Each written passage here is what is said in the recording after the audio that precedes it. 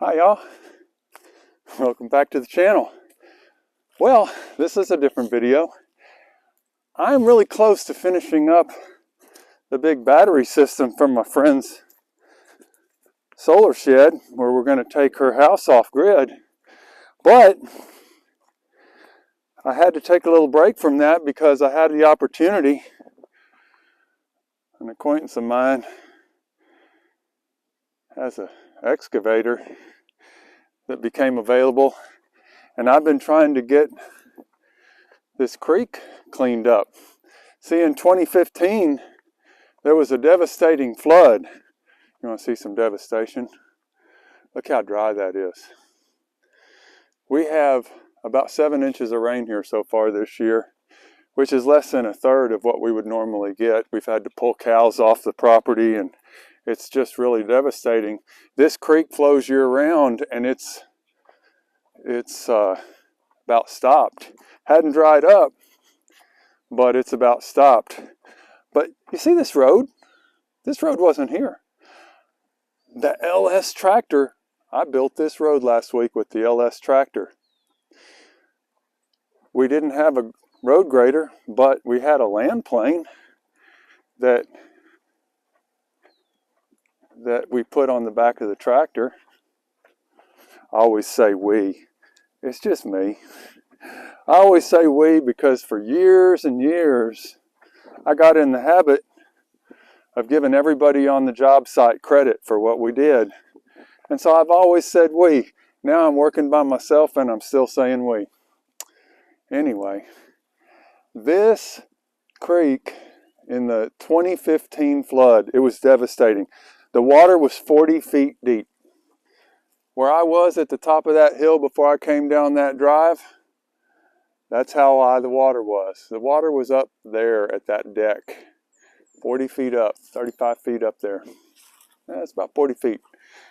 In that flood, in which many lives were lost, it brought tons and tons of gravel down and deposited it in what once was a very natural swimming area and full of fish, about 6 feet deep, and went for, well, literally miles. But right here there was a nice little area that was about a half a mile long.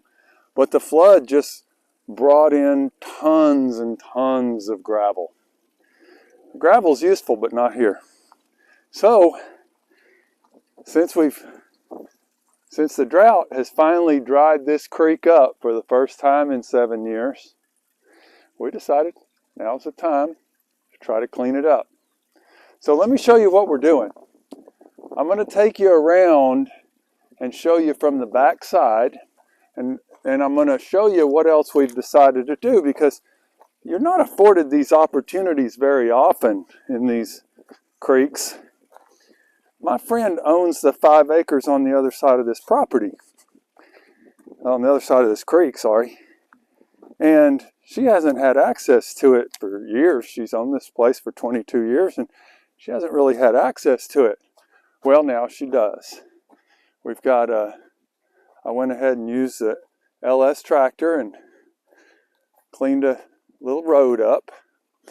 This soil is different than the soil you find anywhere around Central Texas. This is all silt and sandy loam and sand. Literally tens of thousands of years of floods like the one we had in 2015 that was the first we'd ever seen in our lives, and we'll never see it again. But over 1,000,000 years, it has brought so much stuff in here, so much silt. And now this whole area on this side of the creek is just sand. I used a land plane to make trails. I put some trails for the horses and dogs taking walks all around just by pulling the land plane behind the tractor. You pull it around a few times and it will smooth out the grass. I hope we don't get rained out. I'm going to try to get this video made. But we've had rain around us now for days and it hasn't really hit us. And I guarantee you we don't leave any machinery down here at night because I don't want to wake up to a flash flood warning in the middle of the night and worry about the tractor I left down there or the pump. But this is going to be so nice to be able to walk these new trails on this 5 acres and see the property from a different perspective from the other side of the creek. Now, the water in the creek is spring fed, and we're having to pump it down in order to be able to work and get all this gravel out. And so I've got a pump down there down by the creek, a little gasoline powered pump, and I'm pumping this water up in a fire hose, and here it be. So this is a pretty good rate of pump. And you would think that it would just fall back into the creek, and it will eventually, but it's just soaking in to this sandy loam.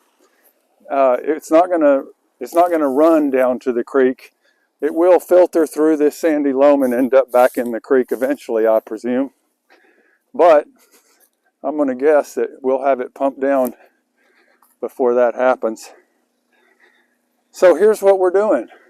We've got about 200 feet by 60 feet of natural area that we're going to create. And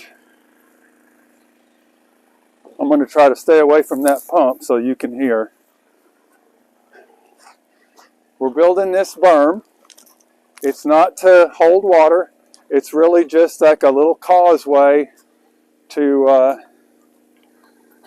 we're going to maintain our channel. This is the natural channel. It runs alongside here. You can see it all the way down. We're going to maintain this channel, but we're going to have this natural causeway. Here's our pump. And when we started digging here, we dug this gravel and built this causeway. And the water all ran to this hole. And we're going to keep pumping this. I just started pumping it this morning. And about there is where it's not connected with that pond right there. So it's coming down. That pond will stay, but it'll start to flow back through the gravel. And all of this water will disappear, and we'll start pumping this down. And then we'll keep moving this gravel. The trucks will start backing in and using that access road to take the gravel out. We've got a place up on the ranch, up higher up on the ranch, where we have a big natural curved area of slope that's a depression, and we're going to fill that in with this gravel and make the whole area the same slope. And then in the future, when we need gravel, we'll have a pile, 100 dump trucks of gravel available should we need it. And this gravel is, it's coarse gravel, sand. It's a nice mix. You can actually make a really good road from it if you wanted to. You just have to sift out the big rocks. So while we're at it, we'll make a little path along the water line, along the water's edge. And when we get all done hauling this material out, and you can see there's that rock shelf that we walked across, and all of this will be about 6 feet deep and about 55 feet across, and that's about 230 feet long. And so that will be a really nice habitat. There's some big fish that like to live here. Right now, they're down there, but they will migrate back up onto this end again once we have water available to them, and we will. Once we get all of the gravel hauled out, then we'll bring the machine back down onto this back side of this berm, this causeway. We'll strike this level across, and then we'll start taking this gravel out on the backside, and we'll build a nice shallow ramp like a beach. It'll be long and shallow, tapered, so that when we're swimming, or it'll give shorebirds. See, shorebirds have a hard time with this area. Shorebirds need a beach. So the shorebirds will have a nice place where they have different depths of gravel, and they'll be able to fish there. They'll be able to catch the fish that come up into the shallower water of that beach. And this is going to be a very, very nice natural habitat. We will also come in and deepen this channel to where it's the same depth as the channel down there. We'll clean this back out to where it was before. We'll leave all these natural boulders in place. Those have been there for a long time. We'll clean all that out. And here, we'll take just enough of this gravel to get to where the depth is of this right now. Then the channel will be deeper. The natural channel will be deeper. And then all this gravel will be deposited on this causeway. So it'll make a little island, and in a big flood, it's going to get damaged again. But hopefully, we won't have another big flood like 2015 in our lifetimes. It's going to happen, hopefully after we're gone. So, I've got to beat the storms. You can see the storm clouds all around.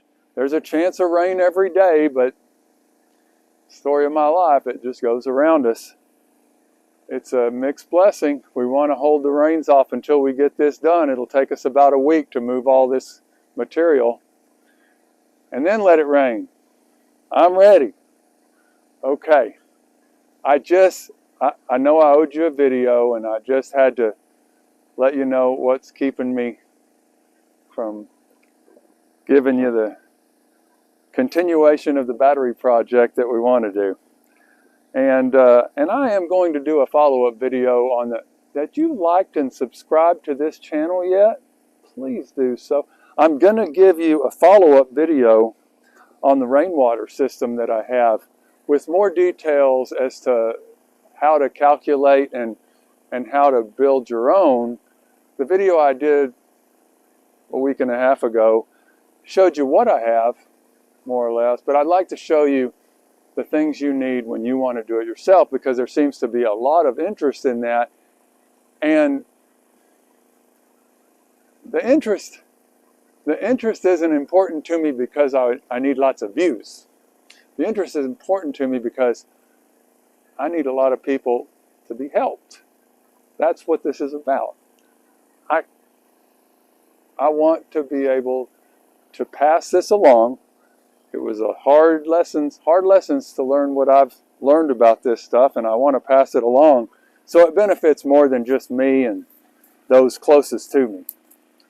All right. I'm going to let the pump keep doing its job, and we'll continue on with the hard work of putting this ranch together and cleaning it up. Always take advantage of everything that comes your way. We could just complain about the drought, but in this case, we're using the drought to fix the flood, which people also complained about. That flood was amazing. It cleaned all the debris and sediment out of the water, and for years after the flood, the creeks were blue instead of murky, algae green. All that got washed down to the Gulf of Mexico. The creeks were beautiful. And it'll happen again. But I was here for 30 years before we got a flood that cleaned those creeks up and made them crystal clear blue. So always count your blessings, always be grateful for what comes your way. It may seem like a catastrophe, but there's always going to be that silver lining. And in this drought, the silver lining is taking this pile of gravel and we're going to turn it into a beautiful jewel here in the middle of Central Texas. Y'all take care. Bye-bye.